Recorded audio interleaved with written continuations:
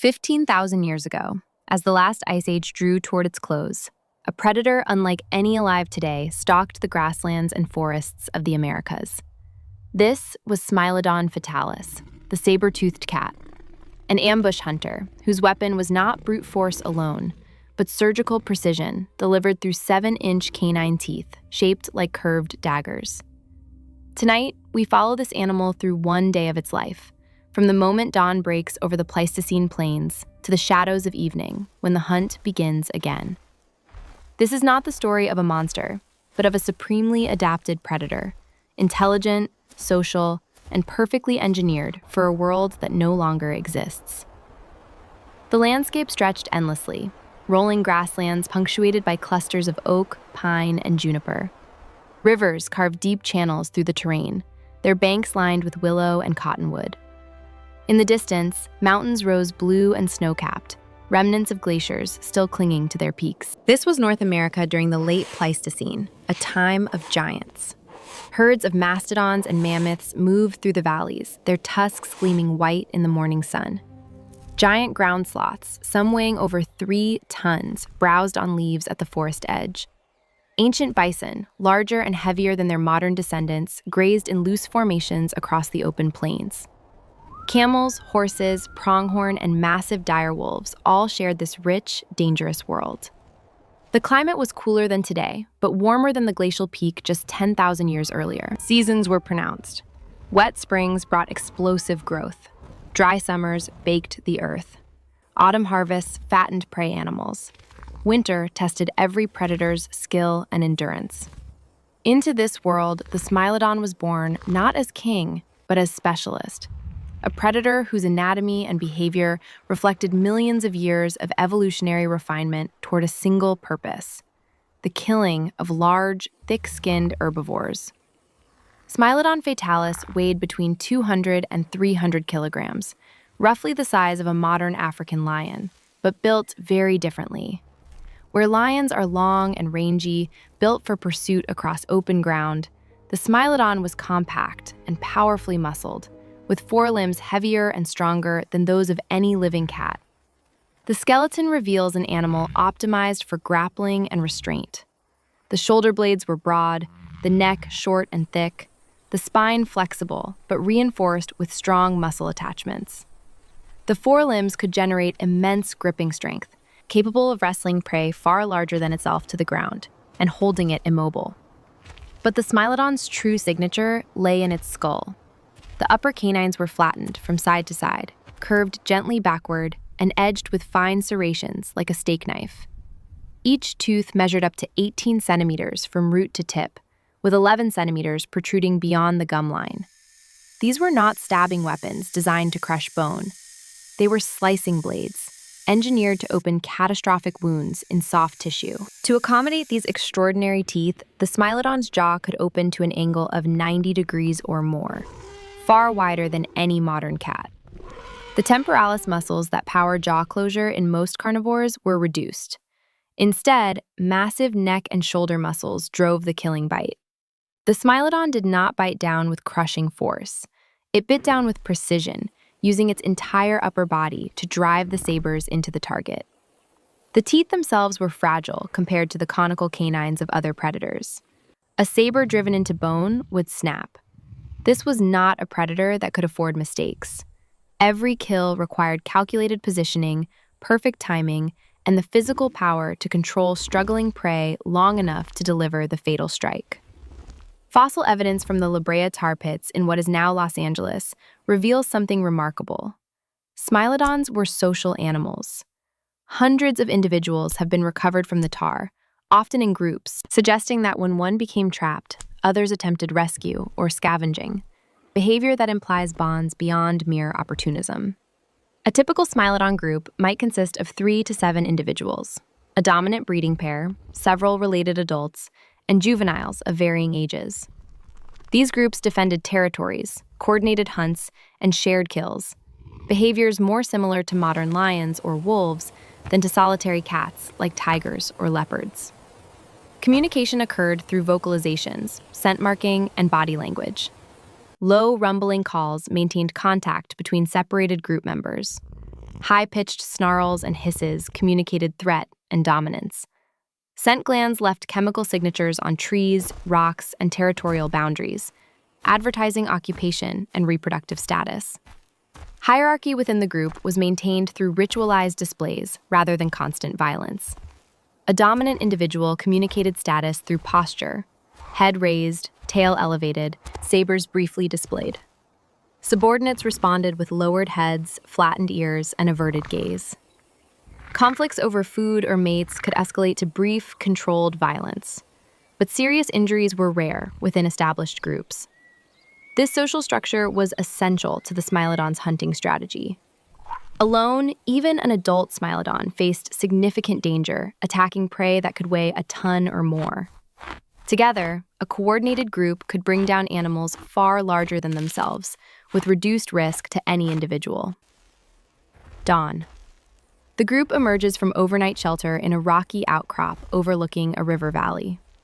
One by one, they stretch, yawn, jaws opening impossibly wide, sabers glinting in the early light, and begin grooming. Social bonds are reinforced through gentle nips at each other's necks and shoulders, low rumbling vocalizations, and brief moments of physical contact. The morning air carries scent information from kilometers away. A herd of ancient bison has moved into the valley during the night, drawn by fresh grazing near the water. The dominant female lifts her head, nostrils flaring as she tests the wind direction. The others watch her, waiting. A decision is made. The group descends from the rocks, moving in loose formation through scrub and tall grass. They travel without urgency. Hunting is not a sprint, but a chess game played over hours. As they approach the valley floor, the formation spreads. Two individuals circle wide to the left, using a line of trees for cover. Another moves to the right, positioning downwind.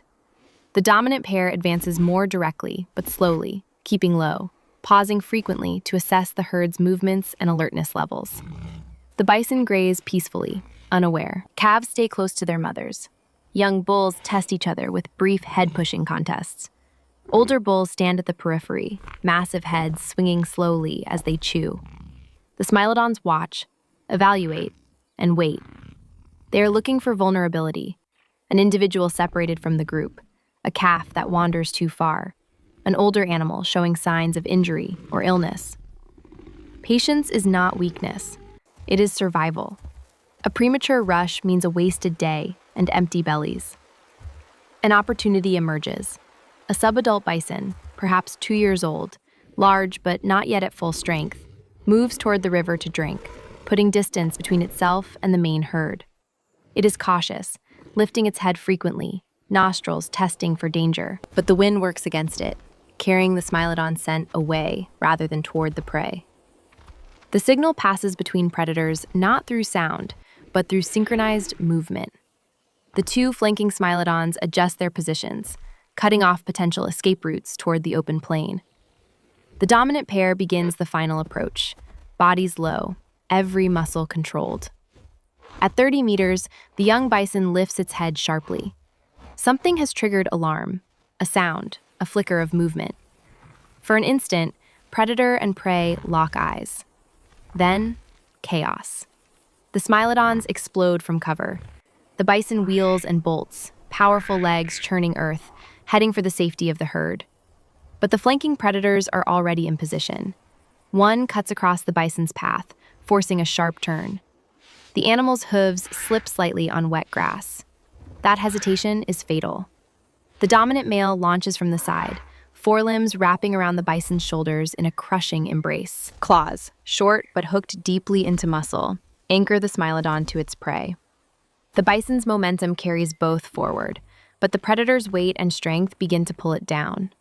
The female arrives a heartbeat later, targeting the opposite shoulder. Together, their combined mass forces the bison's front end toward the ground. The animal fights desperately, bucking and twisting, but two more Smilodons join the assault, adding their weight until the inevitable occurs. The bison crashes onto its side, legs thrashing, bellowing in panic and rage. Now comes the killing bite. The dominant male repositions, moving toward the throat while using his forelimbs to pin the bison's head. His jaws open to that impossible 90-degree gape. For a moment, he holds, measuring the angle, ensuring the vulnerable sabers will not contact bone. Then he drives downward. The canines pierce the soft tissue of the throat, severing the trachea and major blood vessels in a single controlled motion. The bison's struggles weaken rapidly. Within 2 minutes, it is still. The Smilodons step back, breathing heavily, sides heaving from exertion and adrenaline. For several minutes, they rest, allowing heart rates to settle. Then, feeding begins. Hierarchy asserts itself. The dominant pair feeds first, tearing into the soft belly and throat where the initial wounds have already opened the carcass. The saber teeth, so essential for killing, are now a hindrance, too long and fragile for the rough work of feeding. Instead, the Smilodons use their smaller premolars and molars, along with powerful jaw muscles, to tear away strips of meat. Subordinate adults wait at a respectful distance, occasionally testing the dominant pair's tolerance by edging closer. A warning snarl sends them back. Only after 20 minutes, when the dominant animals have consumed their fill and move aside to rest, do the others approach. Even then, feeding order is strict. The most subordinate individuals and any juveniles must wait longest, and they feed on what remains. Less choice cuts, tougher connective tissue, and scraps near the bones. This harsh system ensures that the strongest, most experienced hunters maintain peak condition. They are the group's survival insurance. Scavengers gather. Ravens circle overhead, calling to one another. Direwolves appear at the forest edge, drawn by the smell of blood. They do not challenge the Smilodons directly. A fully fed Smilodon group will defend a carcass viciously. But they wait. Patience is universal among Pleistocene scavengers. By late afternoon, the Smilodons have eaten their fill. They abandon the carcass to the waiting direwolves and retreat to a shaded grove to digest, groom, and rest. The day's primary task is complete. As evening approaches, the group's youngest members, 2 cubs approximately 6 months old, engage in play that doubles as training. They wrestle, biting gently at each other's necks, practicing the grappling holds their parents use to subdue prey. One cub attempts to ambush an adult, launching from behind a fallen log. The adult tolerates the attack, allowing the cub to lock tiny forelegs around its neck. Then, with minimal effort, the adult rolls, pinning the cub beneath one massive paw. The cub squeals in mock protest, but immediately submits, learning the lesson. Strength and experience matter. An older juvenile, perhaps 18 months old and already weighing 100 kilograms, accompanies the adults on a short patrol of the territory's boundary. Here, they renew scent marks, scraping trees with claws and rubbing scent glands against prominent rocks. These chemical signatures communicate to rival groups. This land is occupied. The juvenile watches intently as the dominant female demonstrates the technique. Rear up, scratch downward, then rub the shoulder and neck against the marked surface. The young Smilodon mimics the behavior, its marks smaller and less confident, but improving with each attempt. This is education, not through language, but through demonstration, repetition, and reinforcement. Cubs that learn quickly, that master hunting techniques and social skills, survive to adulthood. Those that do not become part of the fossil record, their bones testimony to the harsh filter of natural selection. The Pleistocene was no paradise for predators. The Smilodon faced competition and danger from multiple sources. Direwolves hunted in packs, larger than Smilodon groups, sometimes 20 or 30 individuals, working in coordinated chaos. While individually smaller than Smilodons, their numbers gave them power. A Smilodon group that encountered a full direwolf pack over a contested carcass usually yielded, retreating to avoid injury. American lions, larger cousins of African lions, roamed the same territories. These were true apex predators, weighing up to 400 kilograms, capable of killing Smilodons if they could catch them vulnerable or outnumbered. Short-faced bears, massive, long-legged predators standing over a meter taller than Smilodons when upright, were the most dangerous of all. Solitary, but immensely powerful, a short-faced bear could kill an adult Smilodon with a single swipe of its massive paws. Smilodons avoided these giants whenever possible. Even prey was dangerous. A healthy adult bison, mammoth, or ground sloth could kill a careless Smilodon with hooves, tusks, or crushing weight. The fossil record preserves numerous Smilodon skeletons, showing healed fractures and injuries consistent with failed hunts or kicks from desperate prey. Survival required not just strength, but judgment, knowing when to fight, when to flee, and when to share rather than contest a kill. As thousands of years passed, the world began to shift. The climate warmed steadily as the Ice Age released its grip. Glaciers retreated northward, sea levels rose, and ecosystems transformed. Grasslands gave way in many areas to expanding forests. Prey species adapted to open plains found their ranges shrinking. Mammoths and mastodons declined as their preferred habitats vanished. Giant ground sloths retreated to isolated pockets. Ancient bison populations contracted. A new predator appeared: humans. Initially few in number, they gradually spread across the Americas, bringing sophisticated hunting strategies, coordinated group tactics, and most dangerously, fire and projectile weapons. The Smilodons, specialists in hunting megafauna, faced a crisis. Their prey base was collapsing. Competition for remaining large herbivores intensified. Human hunters, by targeting the same species, accelerated the decline. Smilodons attempted to adapt. They shifted to smaller prey when available, scavenged more frequently, and expanded their ranges into less optimal habitats.